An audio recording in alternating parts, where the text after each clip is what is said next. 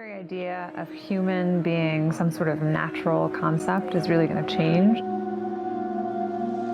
Our bodies will be so high-tech, we won't be able to really distinguish between what's natural and what's artificial.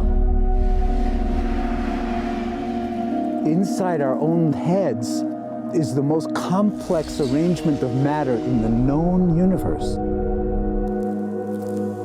You might ask yourself, can we get to be superhumans?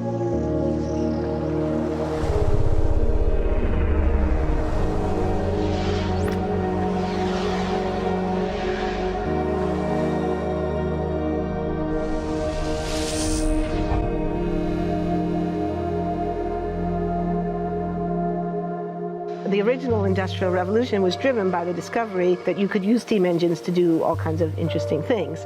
But that was followed by additional revolutions for electricity and computers and communications technology. We're now in the early stages of the fourth industrial revolution, which is bringing together digital, physical, and biological systems. One of the features of this fourth industrial revolution is that it doesn't change what we are doing, but it changes us. With the ability to visualize brain activity, for example, through a simple consumer-based EEG device, it gives us access to ourselves in ways that we've never before thought possible. It unlocks the black box that is the brain and enables us to really, truly be able to realize an identity that is aspirational. There's now a scientific foundation for the effects of mindfulness on the brain, on the genome, on biological aging. And when the human mind does know itself, then you get the potential for a new renaissance that restructures itself in terms of our relationship to life, our relationship to the planet, our relationship to work. We need a different economic model. And by that I don't mean capitalism versus communism. What I'm talking about is a shift in the system along the lines of the two big changes that happened in the 20th century, Keynesianism, with a much greater focus on health and education and the role of government working with business, and then a reaction against that in late century to neoliberalism, where the focus was on free markets, freedom of the individual, and getting governments out of the way. We need a shift to a new system that will allow us to meet the basic needs of every human on the planet, that will live within planetary means, that will be fairer, and that will be focused as its key goal, not on growth per se, but on maximizing human well-being. And history tells us that a values shift is triggered by creation of a new story about how we want to live. I see the circular economy as something which fits very closely with mankind's goal to be innovative and creative and to always progress. We can use asset tracking, we can use IT, we can use 3D printing to enable this different economic model to recover materials, feed them back into the economy, and really to decouple growth from the resource constraints we have.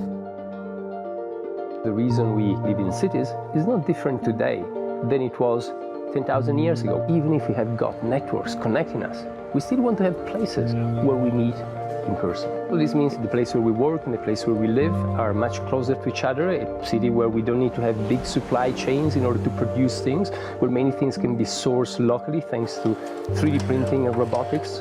So if we're able to do something to transform cities, to make them more efficient, then the impact can be huge. Think about the prospect of getting rid of plastics. We must not only be inspired or informed by nature, but actually use natural organisms with which to design products and building parts. Only instead of varying material properties, we're varying biological functionality. Design is critical today because it's the first signal of human intention. So the question of adding quality to quantity, it isn't a matter of simply circulating things that are potentially toxic. It's circulating things that are safe and healthy for all generations. So the goal is no longer, I want to be less bad, less monotonous, less unsafe, less unjust.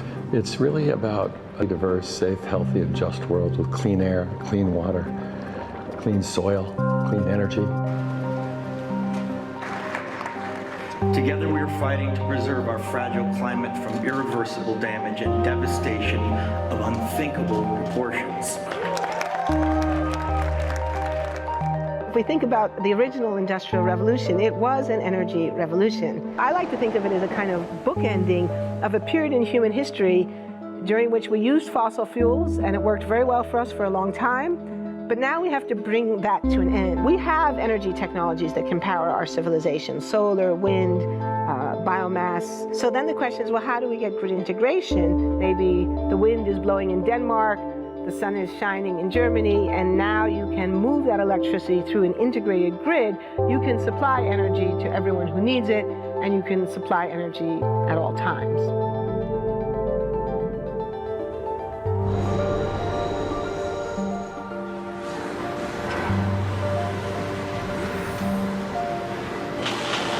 Walking around, you do see different stuff as far as like the body marriage line. They use a lot of things that help them lift up and move things to the car. You just sit there and, you know, program something, and it has its own set mind to go ahead and do everything. And then as humans, we just come in and take the extra steps to help the technology. It's not the cure-all for everything. There's definitely a lot of things where people perform the operation better, but certainly for the right applications, robotics are a huge improvement for the process. The projection of 5 million jobs lost by 2020 to technology is serious, but it's not the main question. Construction, manufacturing, services, public health and education, these industries will still exist. The main question is, what will be the future of work? How will we define work? How will we share the wealth? From the viewpoint of the labor or jobs, now we really need new education or new training.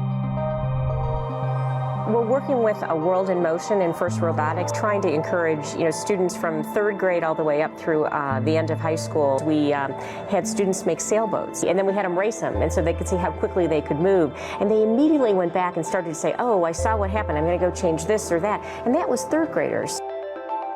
I just given a prize to a kid of 18 years old that has discovered something really very, very unique. Came up with how to get better productivity and better yields for seeds of corn. And so he basically came with the idea that if you would perforate these seeds, you would get more food. And you think about it and say, but he didn't go to university. So how does he get all that knowledge? And he told me, I've been watching YouTube since the age of 12, and I'm so interested that I've seen everything about it. I've read everything about it. The world is really open to learning. The thing is, how do you give the incentive to your kids to do that? It's this ability of digital technology to change outcomes, to truly empower people all over the world that can create a more equitable growth, because I think the world needs that. Fourth industrial revolution has the potential to make inequalities visible and to make them less acceptable in the future, and hopefully to gather and garner political support to take the necessary decision to reduce the gap. Humans have always been using tools, but because of the recent advances in technology, we're beginning to have machines that can augment us in all sorts of interesting ways. I was the first person in the world to be able to voluntarily move my legs while stepping in a robot by exciting the nervous system using electrical stimulators directly onto the spine. We believe that a cure will be possible if enough of the right people have the will to fast-track a cure for paralysis.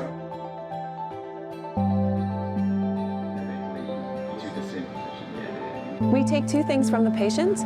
First, we take a three-dimensional X-ray, and we extract the three-dimensional data out of that so we can make a perfectly shaped puzzle piece.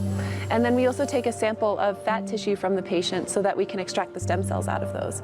And we use those stem cells with this three-dimensional scaffold that we fabricate, and after 3 weeks, we have a piece of living bone that's ready for implantation. Being able to use genome editing to understand the genetic changes that lead to cancer, and technologies like drug delivery, getting molecules into particular types of cells. There's a lot of excitement about being able to move much more quickly on this disease. One of the things that I think is so essential to free and open societies is freedom of thought. And up until now, the conversation we've been having is around freedom of speech. Once we can access people's thoughts and access people's emotions, we have to create a space that enables people to think freely, to think divergent thoughts, to think creative thoughts. And in a society where people fear having those thoughts, the likelihood of being able to enjoy progress is significantly diminished. We need to take responsibility at every level of society, from the individual and the personal to the institutional to the global, to adapt to these technological challenges and changes which are redefining what it means to be human, what it means to work, what it means to be completely embedded in this world. People always ask me if I'm an optimist or a pessimist. The technology exists, but how do we get it and implement it at the scale we need at a price that people around the world can afford? Even though we have everyday problems we have to solve, we have to find a way to lay the foundations for the innovations of tomorrow.